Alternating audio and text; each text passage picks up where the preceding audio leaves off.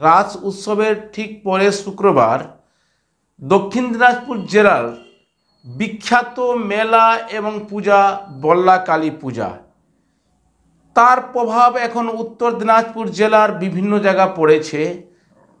আজ থেকে 16 বছর আগে উত্তর দিনাজপুর কালিয়াগঞ্জের 1 নম্বর অনন্তপুর গ্রাম পঞ্চায়েতের মির্জাপুর গ্রামের বাসিন্দা যুবকরা উদ্যোগ নিয়েছিলেন বল্লা পূজা করার। তাই তারা চিন্তা ভাবনা করে 14 হাত বল্লা কালী পূজার আয়োজন করেছেন। দিনাজপুর বল্লায় 12 হাত বল্লা প্রতিমার পূজা করা হয়। সেখানে উত্তর দিনাজপুর কালিয়াগঞ্জের মির্জাপুর গ্রামে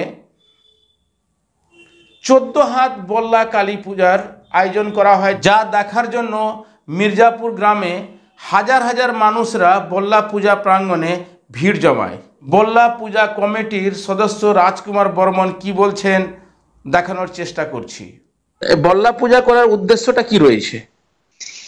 আমাদের বল্লা পূজা করার উদ্দেশ্য হচ্ছে কি যে আমরা বালুরঘাট বল্লা অনেকে যাইতে পারি না, খুব দূরের রাস্তা। এই ভেবে কিন্তু কিছু ছেলে পেলে নিয়ে 16 বছর যাবত পুজো আমরা গ্রামে থেকে করছি।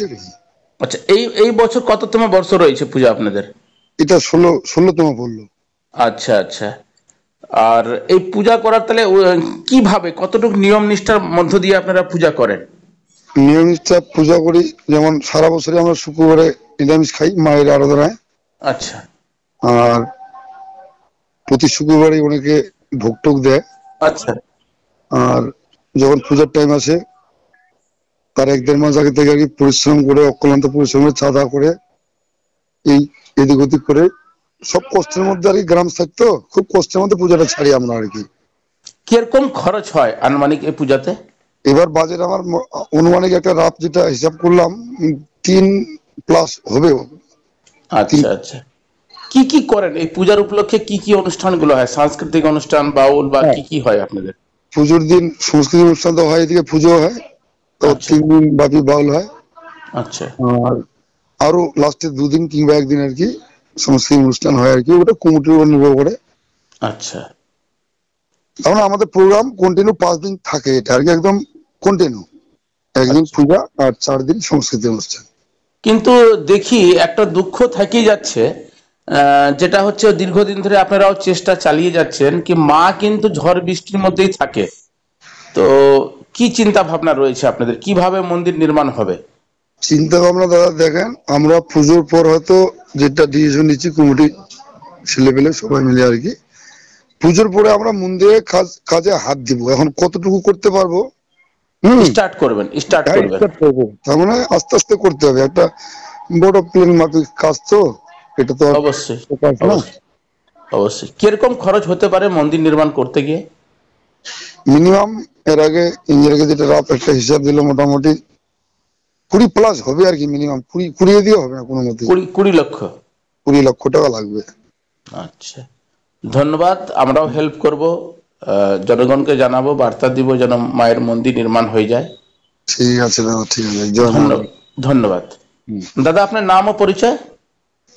আমার নাম রাজকুমার বর্মন, আমি পরিচালনা কমিটিতে আছি। দীর্ঘদিন ধরে বল্লা পূজা কমিটির সভাপতি, সম্পাদক, ক্যাশিয়ার এবং সদস্যরা চেষ্টা চালিয়ে যাচ্ছেন একটি মায়ের পাকা মন্দির নির্মাণ করার জন্য, কিন্তু এখনও মন্দির নির্মাণ করে উঠতে পারেননি।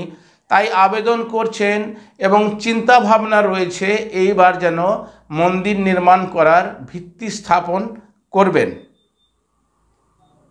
এই বল্লা পূজাকে কেন্দ্র করে স্থানীয় শিল্পীদের নিয়ে সাংস্কৃতিক অনুষ্ঠান এবং বহিরাগত শিল্পীদের নিয়ে বাউল অনুষ্ঠানের আয়োজন করা হয় প্রতি বছরও, এবং বেশ কয়েকদিন মেলা, পূজা, সাংস্কৃতিক অনুষ্ঠান চলে এবং হাজার হাজার ভক্তরা এই পূজা দেখার জন্য ভিড় জমায় থাকেন মন্দির প্রাঙ্গণে, এবং স্থানীয় নির্বাচিত প্রতিনিধি, সমাজসেবীরা এই পূজা প্রাঙ্গণে উপস্থিত হন এবং পূজা দেখার জন্য আসেন।